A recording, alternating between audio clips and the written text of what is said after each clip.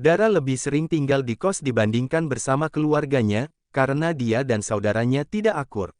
Ibunya merasa hutang budi pada ayah Citra, makanya sampai sekarang masih tinggal bersama dia. Kekasih Dara, maksud saya mantan kekasih Dara adalah Tuan Harsa.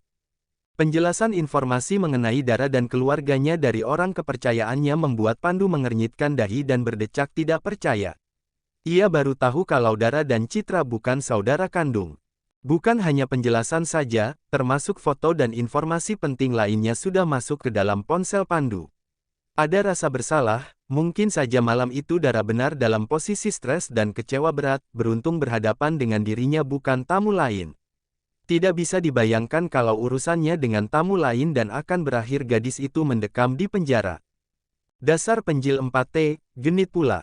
Tertarik pun tidak, yang ada aku malah jijik, gumam Pandu menilai Citra, apalagi tadi dengan sengaja menyentuh dirinya meski hanya lengan. Urusan tanggung jawab di Mahendra Group, Grand Season Hotel, juga informasi mengenai Dara terlalu dalam membuat Pandu tidak bisa memejamkan mata. Ia memilih berada di ruang fitness, untuk olahraga. Bukan satu, dua orang wanita yang mencari perhatian, salah satunya dengan mengirimkan foto bahkan dengan pose menantang, bukan konyol seperti yang Dara lakukan. Biasanya dia tidak ambil pusing lalu mengabaikan dan segera dihapus. Namun, foto Dara malah berkali-kali dia tatap membuat pikirannya malah traveling. Hah, Pandu menyeka keringat dan berniat mengakhiri kegiatan olahraganya, apalagi sekarang sudah hampir tengah malam. Saat berbelok hendak ke kamarnya, ia melihat seseorang mengendap-endap menuju dapur, dengan penerangan seadanya karena sebagian lampu sudah dimatikan. Mana mungkin maling, di luar ada penjaga keamanan, gumam Pandu lalu mengikuti langkah orang itu. Entah ada barang berharga apa di dalam lemari es, karena orang itu menunduk dan di balik pintu. Pandu mendekat dan masih berdiri. Astaga, pekik Dara ketika menutup lemari es. Om, Pandu, bikin kaget aja sih, ujar Dara lalu mencari apel yang tadi terjatuh karena terkejut. Sedang apa kamu? Saya lapar, jelas Dara yang kembali berdiri dengan dua buah apel di tangannya. Pandu menatap Dara yang mengenakan piyama berbahan satin, padahal bukan masuk kategori model seksi. Dengan penerangan yang seadanya, tapi terlihat jelas pakaian itu membentuk bagian depan tubuh Dara. Sedangkan yang diperhatikan asyik mengunyah. Dalam hati Pandu mengumpat karena memandang tubuh Dara membuat sesuatu dalam dirinya bergejolak. Kembali ke kamarmu, titah Pandu. Ya iyalah, masa ke kamar Om Pandu, sahut Dara. Kalau mau, aku silakan saja, balas Pandu dengan tangan bersedekah. Saya masih polos Om, tolong jangan racuni saya dengan yang aneh-aneh. Apalagi Om Pandu, kan, C4 Bull. Dara berlari menghindari Pandu dan terkekeh. Sit, Pandu tidak mungkin berteriak dan mengejar gadis itu, yang ada membangunkan para penghuni rumah dan menjadi pertanyaan apa yang dilakukan bersama Dara tengah malam begini. Asteris. Harsa tidak menduga kalau Citra sudah berdiri di depan kamarnya, sempat melihat sekeliling khawatir ada yang menyaksikan hal itu. Sedang apa kamu? Justru aku yang tanya, Mas Harsa mempermainkan aku. Kemarin janji kita bicara di rumah, tapi mana buktinya? Semalam aku lelah, kamu tidak tahu kondisi di perusahaan. Kita bicara lagi nanti, ujar Harsa lalu menutup pintu kamarnya dan berlalu menuju ruang makan. Kalau ikut emosi, dia tidak ingin berada satu meja dengan Pandu. Namun, tidak ingin membuat Jaya berpikir ia membangkang. Apa kamu tahu kondisiku? Kamu berubah Mas, tutur Citra mensejajari langkah Harsa. Sebelum tahu orang tua kita akan menikah, kamu nggak begini. Apalagi waktu masih main belakang dari Dara, kamu selalu manis dan baik. Sekarang mana semua itu, abis manis sepah dibuang atau memang kamu hanya ingin enak-enak saja denganku? Citra, kita bicara nanti. Hadah, pagi-pagi udah ada drama rumah tangga, seru Dara melewati Citra dan Harsa. Pasti karena dia, kan? Tunjuk Citra pada Dara. Aku nggak ikutan, sahut Dara lagi sambil mempercepat langkahnya meninggalkan pasangan yang masih berdebat. Citra, kamu paham dengan ucapanku. Kita bicara nanti. Tapi memang seperti itu, kamu selalu minta belanja dan macam-macam setelah kita tidur bersama, batin Harsa. Jangan mengabaikan aku atau aku sampaikan badge 4-nya kamu pada Opa Jaya, ancam Citra. Kamu, Harsa menyadari dia sudah berada di ruang keluarga, bahkan ada Pandu berdiri dengan senyum mengejek di sudut ruangan. Cek, aku pikir drama acara TV, ejek Pandu lalu beranjak dari tempat itu bermaksud memberikan Citra dan Harsa kesempatan untuk bicara. Apa semua orang di rumah ini harus tahu masalah kita? Dara, Pandu lalu berikutnya siapa lagi? Salah sendiri, kenapa mengabaikanku? Harsa mengusap wajahnya, semakin lama Citra hanya akan menjadi benalu dalam hidupnya dan bisa berubah jadi bom waktu yang akan meledak sewaktu-waktu. Tidak mungkin ia menyampaikan pada Surya apalagi Jaya kalau mereka pernah ada hubungan dan keinginan Citra adalah pernikahan. Siang, nanti siang kita bicara, aku akan sare lokasi. Harsa meninggalkan Citra yang masih mengoceh. Dara membantu Kemala juga asisten rumah tangga menghidangkan sarapan. Pandu sudah duduk manis di sana, menatap pergerakan Dara. Harsa bergabung dan ikut duduk, begitu pula Surya. Ini tempatku, ujar Citra lalu duduk di antara Pandu dan Harsa. Padahal Dara tidak berniat duduk di sana. Pagi Pah, sapa Citra. Pagi, Citra. Selamat pagi, Mas Pandu, sapa Citra. Dara, panggilkan Bibi. Obatnya Papi Jaya belum disiapkan, bisik Kemala tapi bisa didengar oleh yang lain. Oke. Dara, mintakan Bibi bawakan kopi untukku, titah Pandu. Oke, Mas Pandu mau kopi, biar aku saja yang buatkan. Citra lalu beranjak dari kursinya dan mengikuti Dara. Alih-alih membuatkan seperti inisiatifnya, Citra malah meminta asisten rumah tangga untuk segera buatkan kopi. Tuan Pandu tidak sembarangan, permintaan kopinya bagaimana Nona? Kopi ya kopi, ribet amat sih. Cepat. Tidak lama Citra kembali dengan secangkir kopi dan diletakkan di depan Pandu. Dara mengulum senyum melihat Pandu yang hanya diam menatap cangkir kopi di hadapannya. Ini buatanmu, tanya Pandu. Iya, jawab Citra bangga. Pakai gula, tanya Pandu terbata. Citra lupa apa tadi dituangkan gula atau tidak, tapi kalau tidak mana enak karena akan pahit. Pakai dong, rasanya manis seperti aku, ungkap Citra lalu tertawa malu-malu. Kalau gitu kamu saja yang minum. Pandu menggeser cangkirnya ke depan Citra. Aku tidak minum kopi dengan gula. Dara tidak tahan untuk tidak tertawa, bahkan Kemala sampai menegurnya. Vio pernah cerita kalau Pandu sering minta diantar kopi tanpa gula. Pandu, ujar Surya menegur adiknya. Citra sudah berusaha, mungkin dia tidak tahu kebiasaanmu. Tidak perlu tahu dan tidak perlu berusaha, sahut Pandu dan Citra berdecak pelan menatap cangkir kopi yang tadi dia bawa. Jaya tiba bersama asistennya, menatap semua anggota keluarga dan saling sapa. Pria itu terlihat tidak sehat, bahkan setelah sarapan dan minum obatnya langsung pamit kembali ke kamar. Hanya mengatakan agar Pandu fokus dan serius di perusahaan. Bunda berangkat, kalian baik-baik di rumah, ujar Kemala lalu mengekor langkah Surya.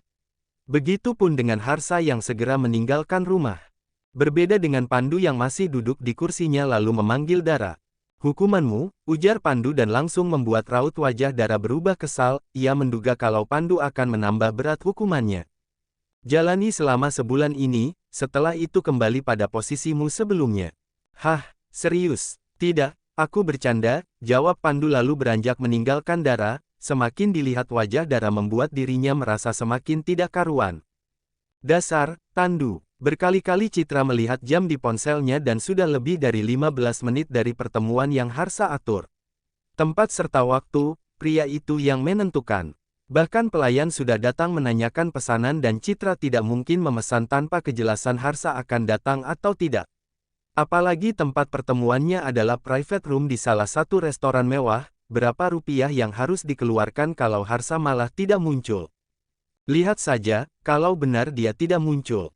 Gumaman Citra terhenti ketika pintu ruangan terbuka dan Harsa melangkah menuju kursi berhadapan dengannya. Aku pikir Mas Harsa ingkar, bahkan aku sudah mempersiapkan apa yang harus aku lakukan setelah ini kalau memang kamu tidak datang. Aku sibuk, bekerja dan mencari uang.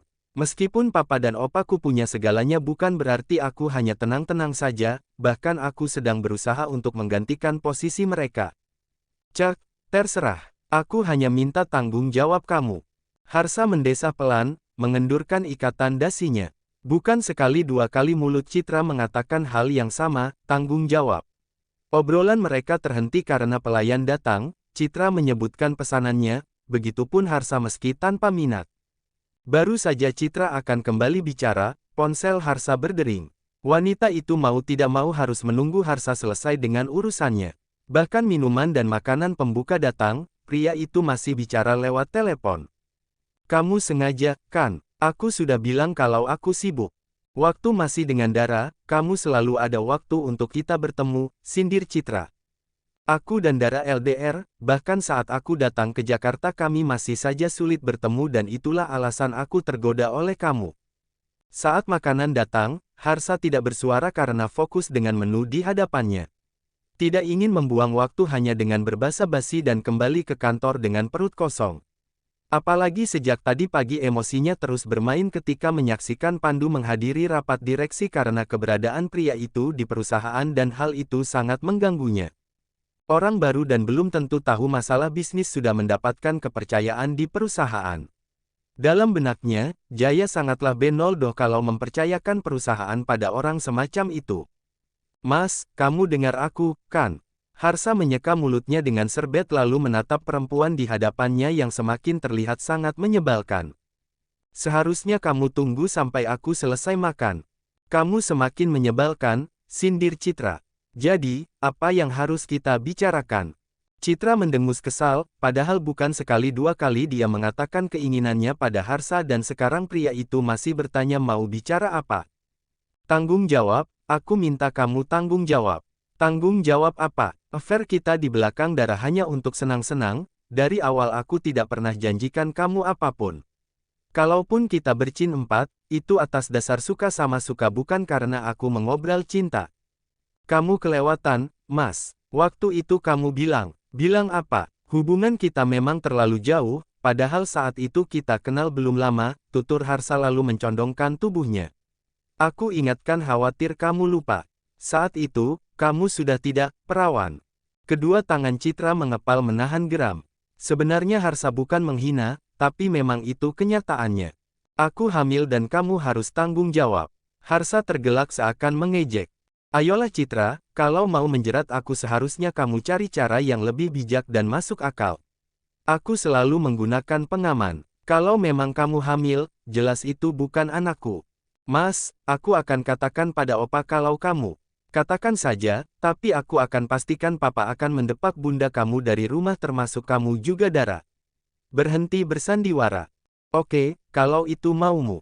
Kita berakhir dan jangan menyesal karena aku akan mendapatkan pria yang lebih baik. Citra berkata dengan sikap pongah seolah memang sangat mudah mendapatkan pengganti Harsa dan sudah pasti lebih baik. Tidak akan, aku tidak akan menyesal, balas Harsa lalu terkekeh. Karena aku akan dekati Mas Pandu, ujar Citra lalu tersenyum bangga. Harsa terdiam, bukan karena cemburu atau menyesal. Dia menganggap hal itu menjadi peluang untuk menyingkirkan Pandu. Jaya tidak akan suka kalau Pandu berhubungan dengan wanita sembarangan seperti Citra.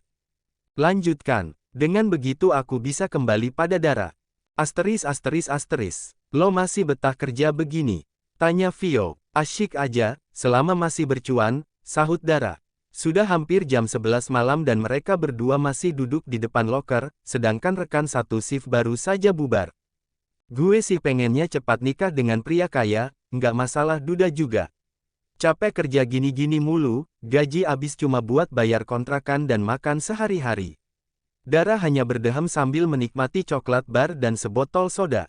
Brak, Vio menatap pintu yang dibuka, ada Pandu berdiri di tengah pintu. Segera ia menyenggol Dara yang menunduk menekuni snacknya. Woi, itu lihat, ujar Vio lirih. Apaan sih, itu? Dara menoleh ke depan dan terkejut melihat Pandu berdiri di sana. Ada Om Pandu. Apa ponselmu rusak? Tanya Pandu dan Dara menggelengkan kepalanya. Kenapa teleponku tidak dijawab? Merasa tidak seharusnya berada di antara percakapan Pandu dan Dara, Vio pun pamit undur diri dan menganggukkan kepala saat Pandu bergeser agar ia bisa lewat. Jawab, ponselku di tas, mana tahu ada telepon. Aturannya memang tidak boleh gunakan ponsel saat bekerja. Makanya kembalikan jabatanku, Om, rengek Dara. Kamu bukan bocah. Kenapa makanan itu kamu, apa tidak ada makanan lain? Daripada menjawab pertanyaan Pandu, Dara memilih beranjak dan berjalan keluar dari ruangan itu dan berdecak saat melewati Pandu. Please deh, bunda aja nggak pernah peduli aku makan apa.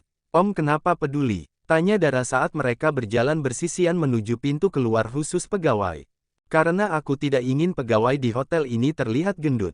Dara menghentikan langkahnya lalu menoleh dengan tatapan sinis. Dilihat dari manapun, aku tidak gendut. Pandu hanya mengedikkan bahu, lalu menunjuk mobilnya. Om Pandu, parkir di sini. Bukan di, biar cepat ke sana, tunjuknya pada pintu keluar. Masuk, ini sudah malam. Tunggu, ini maksudnya aku pulang bareng Om Pandu. Pandu bergeming, tampak berpikir. Tidak mungkin dia mengatakan, tentu saja pulang denganku bahkan aku sudah menunggu sejak 2 jam lalu. Sekalian saja, kebetulan aku ada urusan di sini. Jangan berpikir aku sengaja menjemput kamu, jelas Pandu berkelit. Bukankah kamu bilang kalau kita keluarga?